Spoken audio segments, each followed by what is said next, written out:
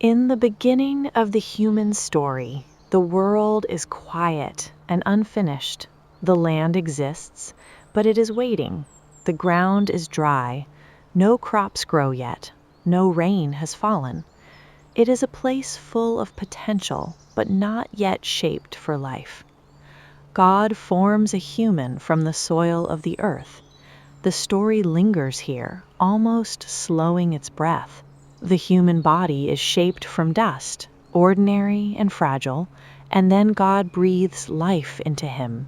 With that breath, the human becomes alive, not just moving, but aware, connected to the earth beneath him and to the breath that gave him life.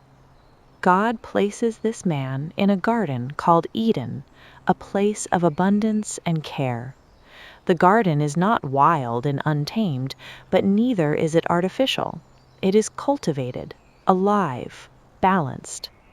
Trees grow there that are beautiful to look at and good for food. Rivers flow outward from the garden, bringing life beyond its borders. Eden is not meant to be hoarded, it is meant to overflow. At the center of the garden stand two trees. One is the tree of life, representing ongoing life and dependence on God. The other is the tree of the knowledge of good and evil. This tree is not described as poisonous or evil in itself. It represents moral awareness, the ability to define good and evil independently. God gives the man freedom. He may eat from every tree in the garden except one. Only the tree of the knowledge of good and evil is off limits. This boundary is not presented as a trap, but as a trust. Life in the garden is meant to be lived in relationship, not autonomy. The man is also given work. He is to tend the garden and care for it. Work here is not a burden, it is participation. The human is invited into the ongoing care of creation. But something is missing. God observes that it is not good for the man to be alone. This is the first time in the story that something is called not good. The problem is not the garden. The problem is isolation. Humanity is not designed to exist alone, even in a perfect environment. God brings the animals to the man, and the man names them. Naming is an act of understanding and relationship. Yet among all the living creatures, there is no true counterpart, nothing that fully mirrors him. So God causes the man to fall into a deep sleep. From the man's side, God forms a woman. She is not made from his feet to be beneath him, or from his head to rule over him, but from his side. The story is careful here. She is his equal, his partner, his counterpart. When the man sees her, his response is immediate and poetic. He recognizes her as his own kind, made of the same substance, sharing the same life. They belong together. The story tells us that the man and the woman are naked and feel no shame.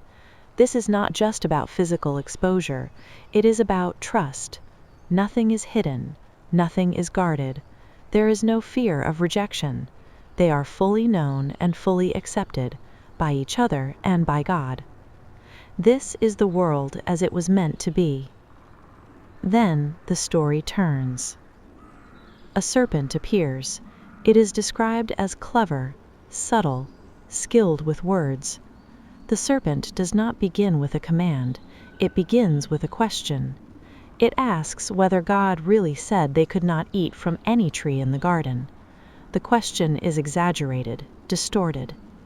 The woman corrects the serpent. She explains that they are free to eat from the trees except the one in the center. She adds that they must not touch it or they will die. The original command did not include touching. Somewhere between hearing the command and repeating it, the boundary has already begun to shift.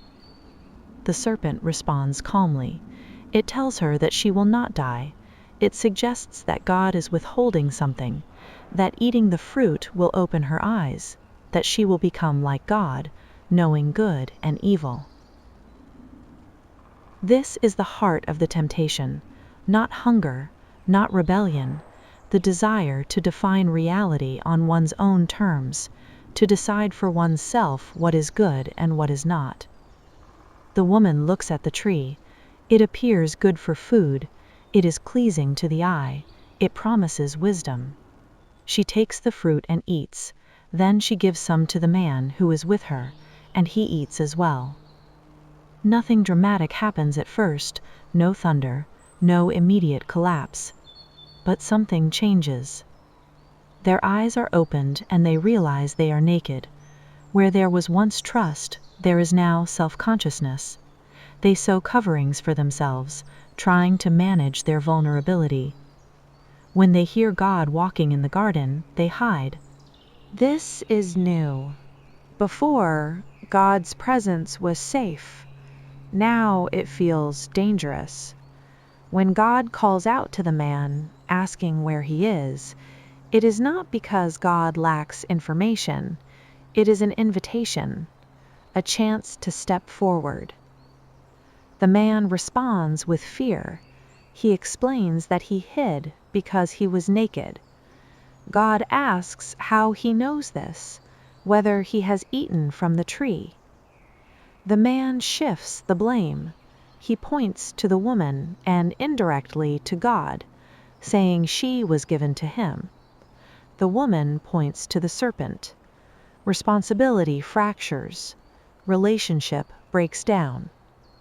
God addresses each in turn. To the serpent, God speaks of consequences and conflict. The serpent's role as deceiver is condemned. Its influence will be resisted. To the woman, God speaks of pain in childbirth and strain in relationships, not as punishment alone, but as the reality of life now marked by imbalance and struggle. To the man, God speaks of the ground. Work will become difficult. The soil will resist him. Life will now involve frustration, effort, and eventual death. The dust from which he was formed will one day receive him again. Yet even here, the story does not end in abandonment. God makes garments for the man and the woman, replacing their fragile coverings with something more durable. This is a quiet act of care. Even after disobedience, God provides. The humans are sent out of the garden, not as an act of cruelty, but protection. Eating from the tree of life while broken would trap them in an endless state of fracture. Outside the garden, life will be harder, but also open to growth, healing, and future restoration. The story closes with the garden guarded, not erased. Eden is not destroyed, it is kept, waiting. Adam and Eve step into a world that is now complicated. They carry both loss and hope. They have gained knowledge, but lost innocence. They are separated from the garden, but not from God entirely. This story is not primarily about rule breaking. It is about trust, choice, and the cost of defining life apart from relationship. It explains why the world feels both beautiful and broken, why humans long for connection and yet struggle with fear and shame. And it leaves us with questions rather than answers. Questions about freedom, about responsibility, about how knowledge shapes us, about what it means to live well in a world that is no longer simple.